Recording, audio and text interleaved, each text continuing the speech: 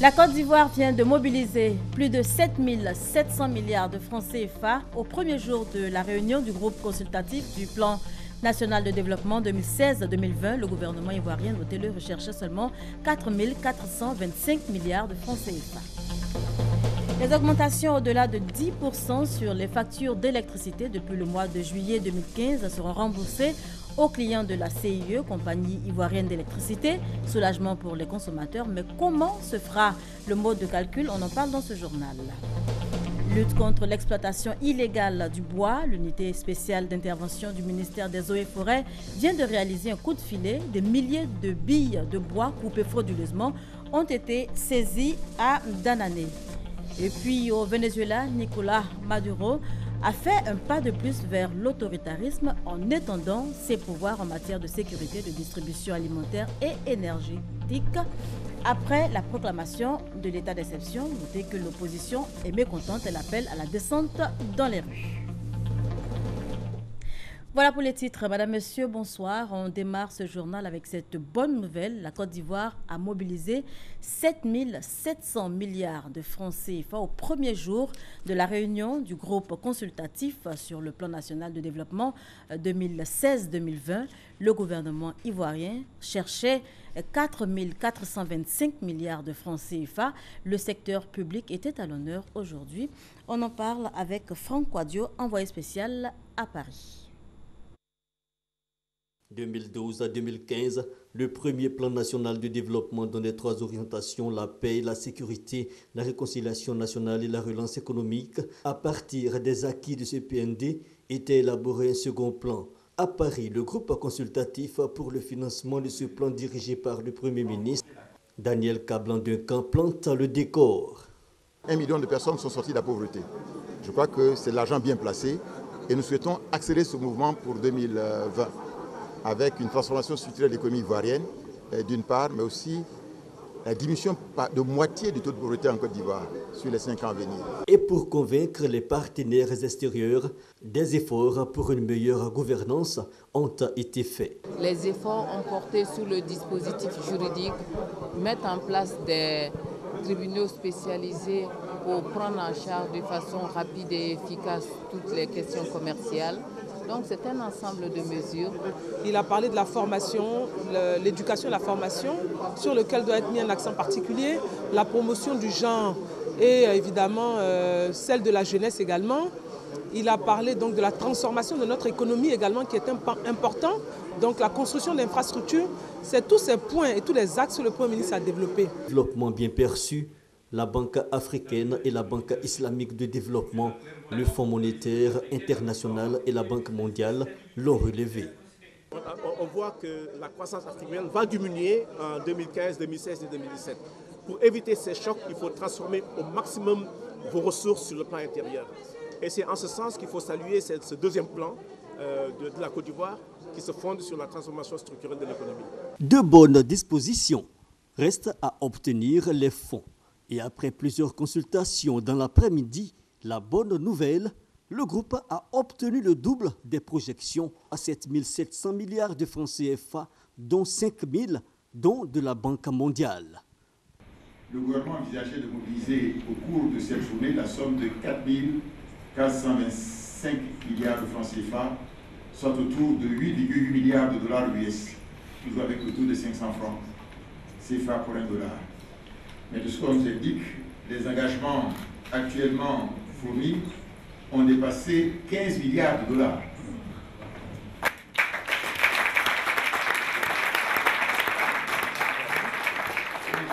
Première journée de discussion, les choses s'annoncent bien. Place désormais aux rencontres du mercredi 18 mai avec le secteur privé.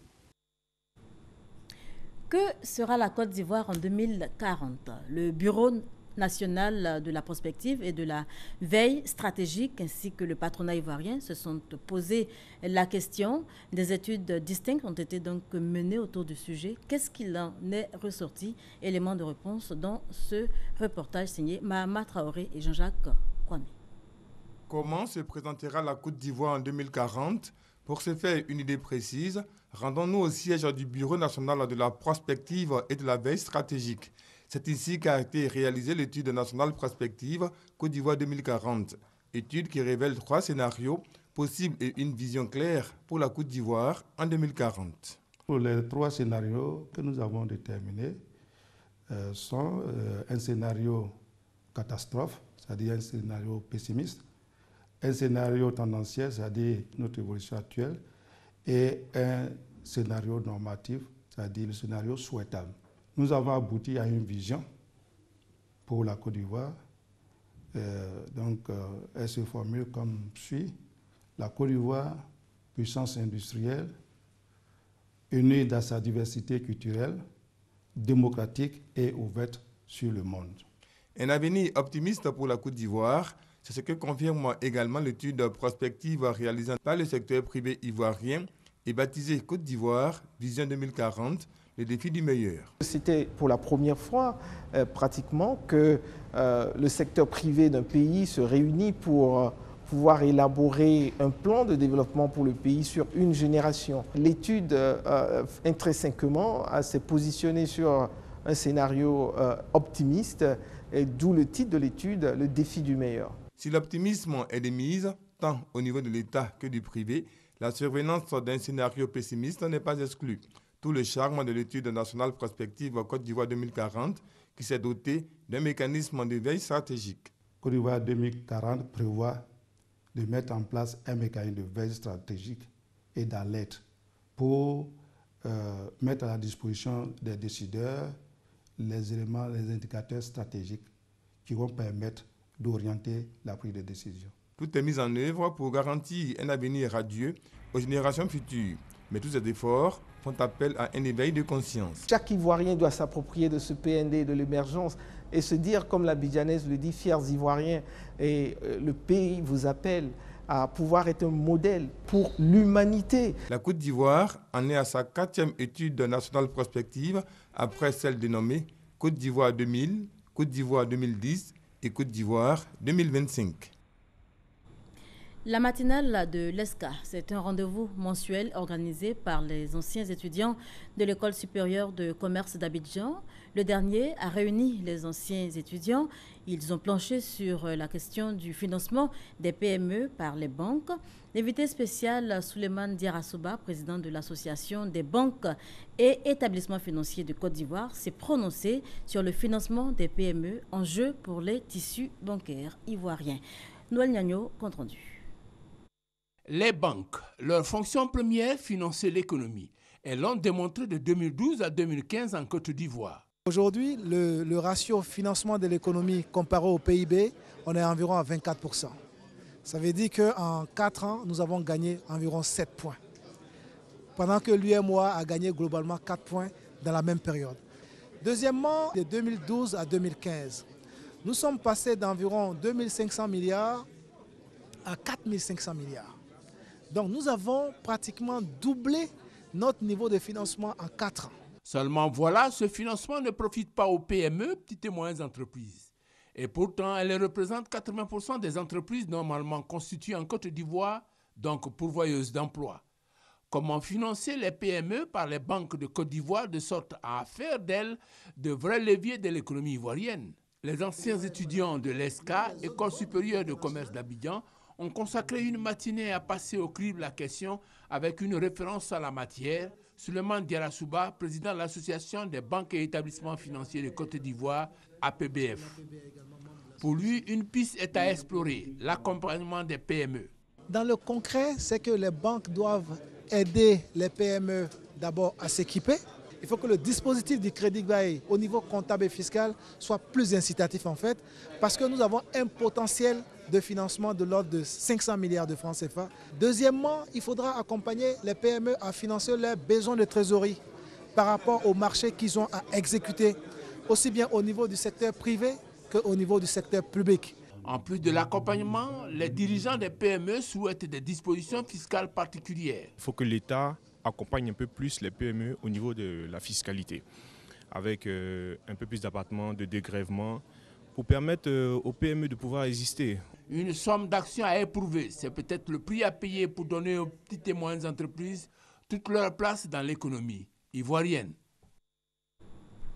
Des industriels du cajou sont en atelier ici même à Abidjan. Il s'agit pour ces industriels venus de différents pays de l'Afrique de l'Ouest de renforcer leurs capacités. C'est ce que nous dit Noël Nyagno. Le cajou, la production de l'Afrique de l'Ouest vaut plus de 50% de l'offre mondiale. Malheureusement, le niveau de transformation est marginal, environ 15%. Conséquence, l'Afrique enregistre un manque à gagner énorme. La valeur unitaire de 1 tonne de cajou exportée à l'état brut est à peu près de $1 500 par tonne métrique. La valeur ajoutée en dollars, une fois transformée, est de $7 500. Alors sur chaque tonne, on perd à peu près $5 000. C'est énorme. Ce montant équivaut à des milliards de francs CFA de pertes pour les économies africaines, sans compter les emplois perdus. L'initiative Cajou, avec l'appui de l'USAID, veut corriger cet état de fait. Des transformateurs venus des pays producteurs de l'Afrique de l'Ouest, Bénin, Burkina Faso, Côte d'Ivoire, Gambie, Guinée-Bissau, Mali, Nigeria, Sénégal, Togo, sont en formation ici à Abidjan sur 3 jours. Nous allons leur apprendre comment, par exemple, gérer leur entreprise. Nous allons leur apprendre aussi comment faire le marketing au niveau international de leurs produits. Nous allons aussi leur apprendre le système de formation qu'ils devraient utiliser pour vendre leurs produits au niveau du marché international. Pour les bénéficiaires de la formation, l'initiative est pertinente. Pour cet atelier-là, il est bienvenu parce qu'il est vraiment orienté vers la gestion des unités de transformation de notre cajou et aussi améliorer la qualité des produits finis. Le gain à travers cet atelier, c'est que nous avons des informations sur le marché de l'ANACAD et cela peut en tout cas booster la production, avoir en tout cas de meilleures productions et aussi de la meilleure qualité des noix de cajou, avoir aussi les bonnes informations sur l'industrie de transformation au niveau mondial et aussi au niveau de l'Afrique. L'Association africaine du cajou a été lancée en 2006. Elle compte 200 entreprises membres issues de près de 30 pays du monde, dont 17 pays africains. Elle œuvre pour une industrie africaine du cajou compétitive. Lutte contre la cherté de la vie, je vous le disais, en titre d'importantes décisions ont été prises dernièrement par le gouvernement ivoirien. Les augmentations au-delà de 10% sur les factures d'électricité depuis le mois de juillet 2015 seront remboursées aux clients de la CIE, la compagnie ivoirienne d'électricité. Soulagement pour les consommateurs, mais comment se fera le mode de calcul? Adama Koné s'est penché sur la question. Après les explications sur les grandes lignes du remboursement du trop perçu sur les factures d'électricité, éclairage sur le mode opératoire. La compagnie ivoirienne d'électricité, CIE, se veut transparente sur la question. Exercice pratique. Sur cette facture, le client avait sa consommation de septembre 2015. Sa conso était de 1200 kWh. Et la facture de septembre était de 106 800 francs. Alors, ce que nous allons faire, c'est de recalculer les mêmes 1200 kWh dans les conditions du tarif de 2012. Donc, nous faisons une facture, on va appeler 2012. Si on est dans ce cas-là, nous avons 89 925 francs. Donc, on voit bien qu'il y a un écart. Un écart de 17 800.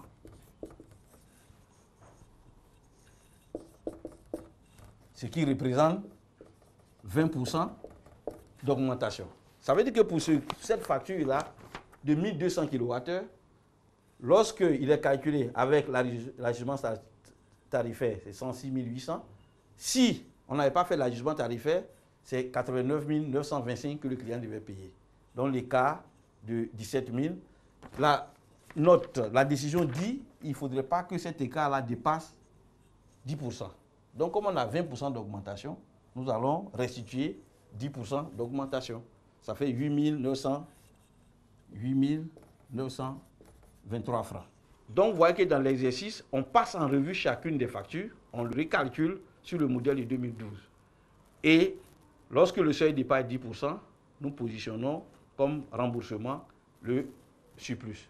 Au total, les augmentations concernent les consommations facturées depuis le mois de juillet 2015.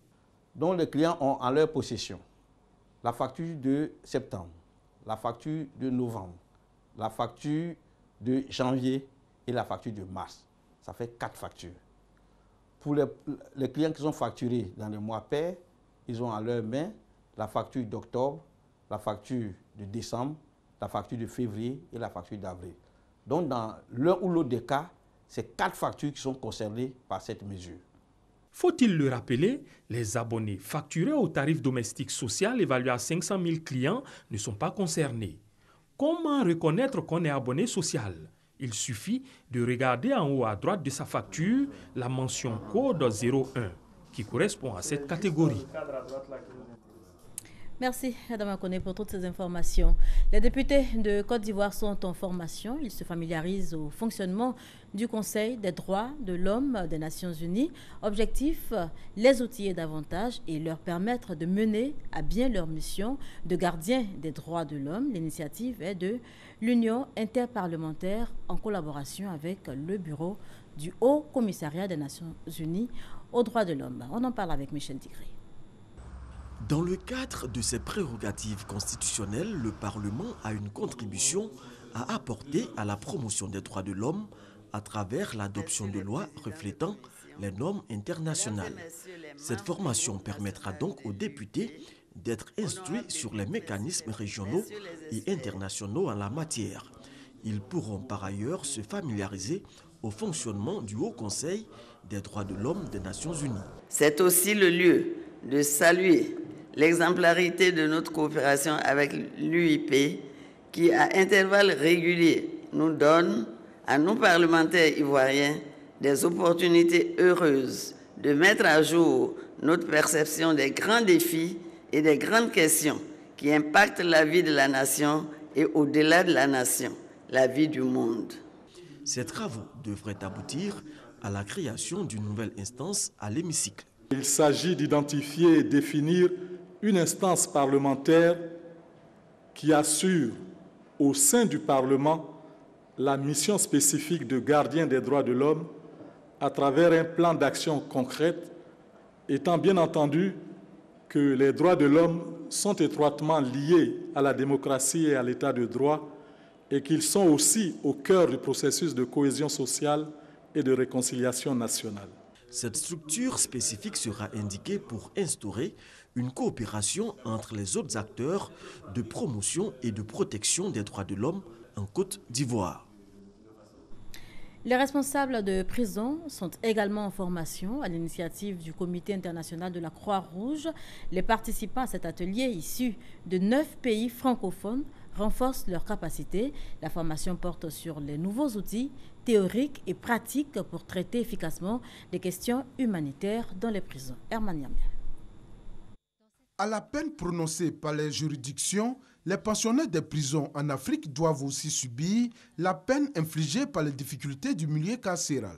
Entre autres difficultés, la surpopulation des prisons, la mauvaise alimentation des détenus et les violences, ce qui entraîne très souvent des protestations ou des mutineries réprimées brutalement par l'administration déficiente. Aujourd'hui, la gestion de prison suscite toujours le débat. Il se pose en termes de conditions d'hygiène, il se pose un problème en termes d'accès aux soins, en termes d'alimentation et de nutrition. C'est pour mettre fin à ces situations qui n'honorent pas le gouvernement que le Comité international de la Croix-Rouge CICR initie cette formation au profit des hauts responsables des systèmes pénitentiaires et de prisons francophones. La Côte d'Ivoire non plus n'est pas épargnée par les difficultés que rencontrent les établissements pénitentiaires. C'est pourquoi le ministre de la Justice dit attendre beaucoup des conclusions de cette formation. Je souhaite que ce séminaire offre l'opportunité de discussions ouvertes avec vos pairs des autres pays et des experts en vue de développer de nouvelles approches à travers le partage d'expériences. 20 participants issus de 9 pays d'Afrique francophone participent à cette formation qui va durer 5 jours. Lutte contre l'exploitation illégale du bois, l'unité spéciale d'intervention du ministère des Eaux et Forêts vient de réaliser un coup de filet.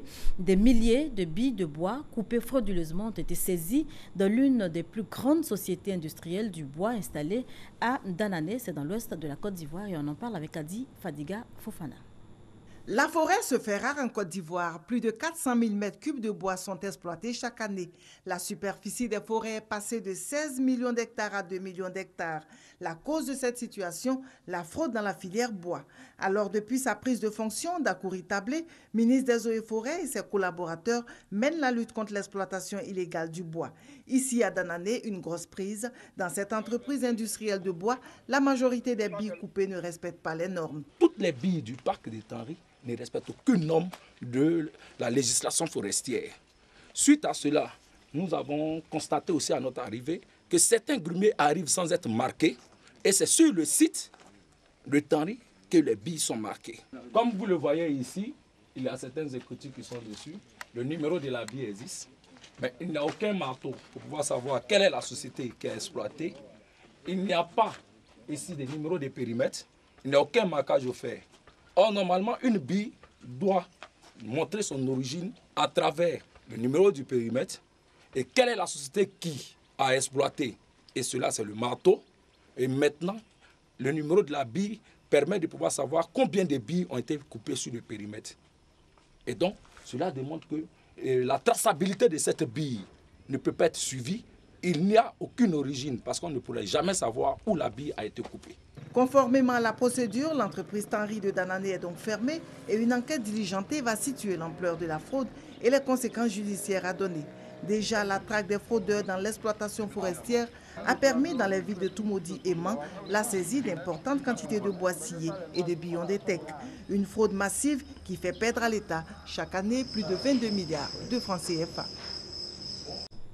Et on parle santé à présent, la drépanocytose, une maladie héréditaire de l'hémoglobine. 120 millions de personnes sont touchées dans le monde. En Côte d'Ivoire, le taux de prévalence est d'environ 12% de la population.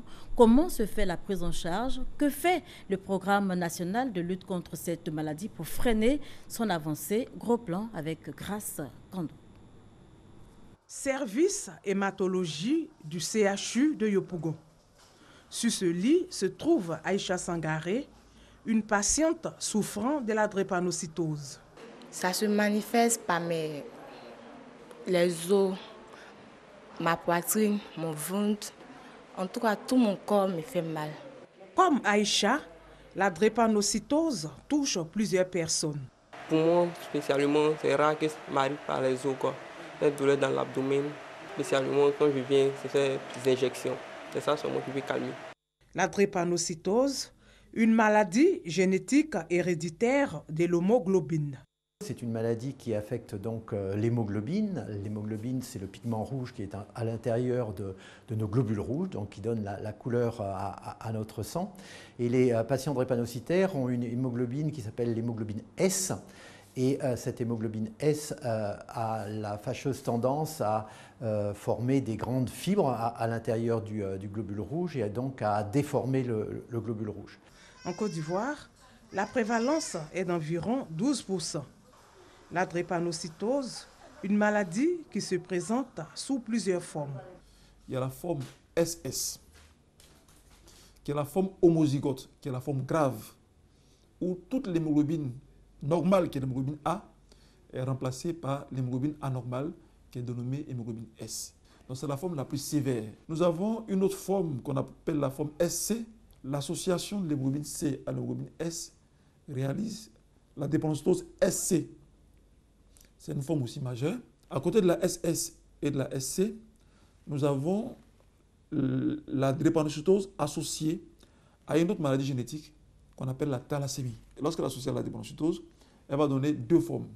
La forme SFA2, qui est une forme qui est superposable à la forme SS.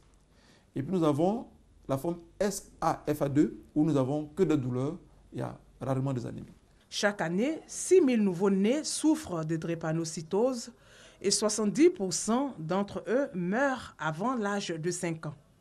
Les patients drépanocytaires qui meurent tôt sont ceux qui n'ont pas les moyens de se traiter. Un malade drépanocytaire pris précocement en charge et bien suivi, il a une espérance de vie qui est superposable à celle du sujet sain. C'est-à-dire qu'on a des dépenses quand ils sont bien suivis, ils peuvent atteindre 75 ans, 80 ans. La prise en charge reste un volet important. Un examen de sang s'impose chaque mois pour un meilleur suivi. Mais pour les patients, le coût du traitement est excessif. Je suis enceinte de 6 mois. Moi, on m'a dit le jour, ils prennent vent de venir, ils vont me suivre. Le médicament, on dit de prendre la vie, là, c'est cher. Dans le mois, ça te fait 12 000. Donc, si tu n'as pas les moyens, là, tu ne peux pas suivre ça normalement. Pour les spécialistes, la solution est de développer des programmes efficaces. Donc mettre en place le diagnostic néonatal, le dépistage néonatal, former les pédiatres, me semble très important, former également tout le personnel paramédical. L'OMS demande à ses États membres de mettre en place un programme de prévention et de prise en charge intégrée de la drépanocytose. À l'heure actuelle, la Côte d'Ivoire n'a pas de programme global de prise en charge de la drépanocytose. Dans le cadre de la prévention, le diagnostic prénatal se fait à partir de la 10e semaine de grossesse et impose le test de l'électrophorèse. Un test qui permet de dépister des cas de drépanocytose. Et dans l'actualité politique, vous le verrez en image, le RHDP poursuit sa campagne de mobilisation. Les femmes du Rassemblement des Oufouettistes pour la démocratie et la paix, en réunion aujourd'hui, ont témoigné leur engagement au RHDP. Elles veulent remobiliser les militants en vue des futures élections. Hors de chez nous, au Nigeria, on tente de trouver une solution pour empêcher la grève annoncée par les syndicats, une grève qui devrait entrer en vigueur demain pour protester donc contre la hausse du prix du carburant dans le pays. Le gouvernement nigérian a entamé des négociations avec la Confédération des travailleurs du Nigeria pour trouver une solution au problème. La Gambie et le Sénégal tentent également de trouver une solution au blocus mis en place par les transporteurs sénégalais depuis la mi-février. Ces derniers exigent de meilleures conditions pour traverser le territoire. Et puis au Venezuela, Nicolás Maduro a fait un pas de plus vers l'autoritarisme en étendant ses pouvoirs en matière de sécurité, de distribution alimentaire et énergétique. Après la proclamation de l'état d'exception, l'opposition est mécontente. Elle appelle à la descente dans la rue. Le Venezuela de Nicolás Maduro, dénonçant des menaces extérieures, a décrété l'état d'exception, annoncé la saisie d'usines et ordonné des exercices militaires nationaux des forces armées, du peuple et de la milice pour se préparer à n'importe quel scénario. À travers le décret publié lundi, le gouvernement étend durant 60 jours ses prérogatives en matière de sécurité et de distribution alimentaire. L'armée et la police ont pour ordre de garantir la distribution et la commercialisation des aliments et produits de première nécessité.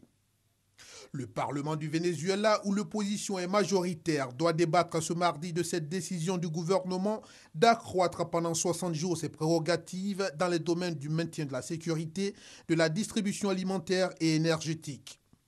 Si l'Assemblée nationale rejette ce décret, nous serons, nous, Vénézuéliens, dans l'obligation d'ignorer ce décret, a déclaré Enrique Capriles, candidat malheureux à l'élection présidentielle de 2013 face à Nicolás Maduro dans un entretien téléphonique.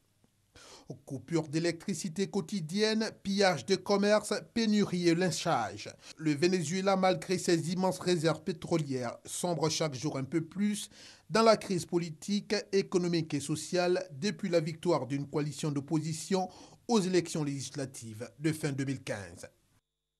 Voilà, c'est un reportage signé Christelle Niawa et Thomas Guessambi. Merci de nous avoir suivis. Passez une excellente soirée sur RTI.